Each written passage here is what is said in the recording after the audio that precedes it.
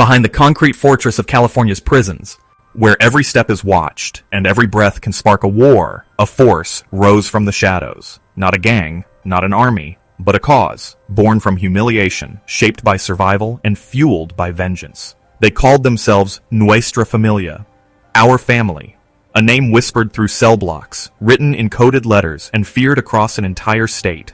What started as a desperate stand by forgotten northern inmates would grow into one of the most disciplined and dangerous criminal organizations in America. Their enemies, La M, the Mexican Mafia. Their battlefield, every yard, every block, every street from Salinas to San Jose. This is the rise of a movement forged in blood, and the story of how a brotherhood born behind bars changed the streets forever. Gangster Chronicles presents Nuestra Familia, Blood, Loyalty, and War Behind Bars. Chapter 1. Seeds of the North. 1950s-1960s.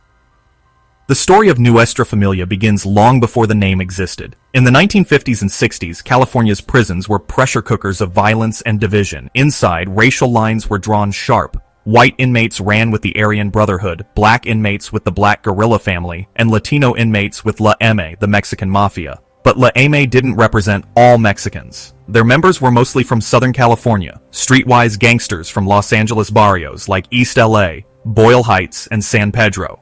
When young men from the rural north, farm towns like Salinas, Gilroy, and Fresno, entered the system, they were seen as outsiders. They dressed different, spoke different. Some didn't even speak fluent Spanish. The Southerners looked down on them, calling them scraps. It wasn't just disrespect, it was humiliation. Northern inmates were beaten, robbed, and forced to submit to the rules of La M. But humiliation only fuels rebellion, and inside Soledad Prison, rebellion was brewing. Chapter 2. Birth of Nuestra Familia, 1965 to 1971. In 1965, a group of northern inmates in Soledad Prison decided enough was enough. They came together for protection, but what they created was a revolution. They called themselves Nuestra Familia, our family.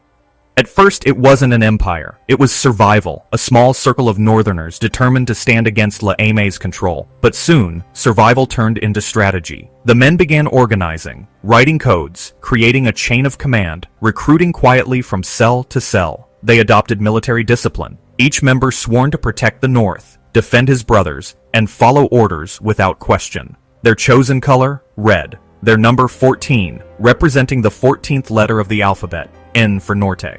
A symbol was born, a sombrero with a machete, representing the strength and pride of the working-class Chicano from the fields of the North. And then, the war began. The first major bloodshed erupted in 1968 inside Soledad. A La M member killed a Nuestra Familia soldier. In response, NF members stabbed La M's Cheyenne Cadena over 70 times. The walls of California's prisons ran red. Norteños and Sureños, north and south, became enemies for life, and that war would stretch far beyond the prison gates. Chapter 3. The War Within Walls, 1970s. By the early 1970s, the California prison system had turned into a war zone. Nuestra Familia and the Mexican Mafia fought for dominance, not just over yards, but over the soul of the Latino inmate population. Inmates were stabbed in the showers, shanked in the chow hall, and ambushed in the yard. Guards learned to look the other way, too scared or too outnumbered to stop the violence. Each killing sparked another. The cycle of revenge became endless. Nuestra Familia began documenting their structure. A formal constitution outlining 14 rules, including total obedience, silence, and the elimination of traitors. Their leadership, called La Mesa, operated like generals, issuing orders from inside the maximum security blocks. On the outside, their ideology spread like wildfire. Young Chicanos from the north started calling themselves Norteños. They carried the number 14, wore red, and became the street extension of the prison organization. Their rivals, the Sureños, represented La M. What began as a prison feud now controlled entire neighborhoods. By the late 1970s, the line between the streets and the prisons had disappeared. The war had come home. Chapter 4. The Empire of the North, 1980s, 1990s. During the 1980s and 90s, Nuestra Familia transformed from a defensive brotherhood into a full-scale criminal organization. They began structuring themselves like a military. Generals commanded from inside prison walls. Captains controlled specific facilities. Lieutenants and soldiers carried out missions on the yard and on the streets. Every member had a role, and every crime had a purpose. Street gangs across Northern California, from San Jose to Salinas, Modesto to Stockton, operated under the NF umbrella, paying taxes on all illegal profits. drug distribution became the lifeblood of the familia. Meth, heroin, and cocaine moved through Norteño-controlled neighborhoods. The profits flowed upward, through secret notes called kites, through wives, lawyers, and corrupt intermediaries, back to the generals inside. NF was more than a gang, it was an economy.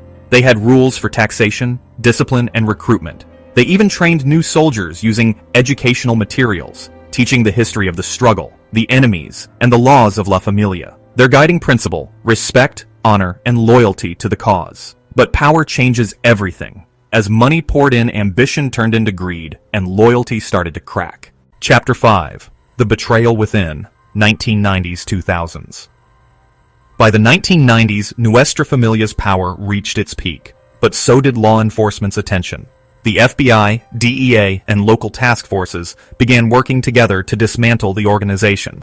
Wiretaps captured coded conversations. Undercover agents infiltrated street cells. And in 2001, a massive federal investigation, Operation Black Widow, struck at the heart of the Familia. Dozens of leaders were indicted, including top generals like Robert Bebo Sosa and Cornelio Tristan. For years, they had orchestrated murders, drug trafficking, and extortion from behind bars using smuggled notes. But the operation revealed something even more shocking: betrayal. Some of the highest-ranking generals flipped. They cooperated with the FBI, testifying against their brothers to save their own lives. The unbreakable code of silence was broken. Inside the prisons, paranoia spread. Executions followed. Nuestra Familia had survived decades of war against La M. But now it was fighting itself. The Brotherhood had turned inward, and the blood spilled was its own. Chapter 6. The Streets and the Legacy. 2000s today. Today, the war that began in the 1960s still echoes across California. Thousands of Norteños still operate under the shadow of Nuestra Familia, even if they've never met a single OG member. On the streets, kids as young as 13 wear red, throw the four fingers, and pledge allegiance to a cause they barely understand. For many, it's not about ideology. It's about identity. Growing up poor, surrounded by gangs and violence, joining the Norteños means protection, belonging, family. But it's a family that demands everything and gives nothing back. Meanwhile, the California Department of Corrections has tried to break the cycle. They've isolated NF leaders, transferred them to federal facilities, and placed others in solitary confinement for decades. Yet even from inside cages, the orders keep coming. Through coded phone calls, messages hidden in artwork, or visits from lawyers, the Familia still breathes. And on the other side of the line, the Sureños, the soldiers of La M, still wait for any chance to strike. 6 decades later, the war still hasn't ended. It just changed uniforms.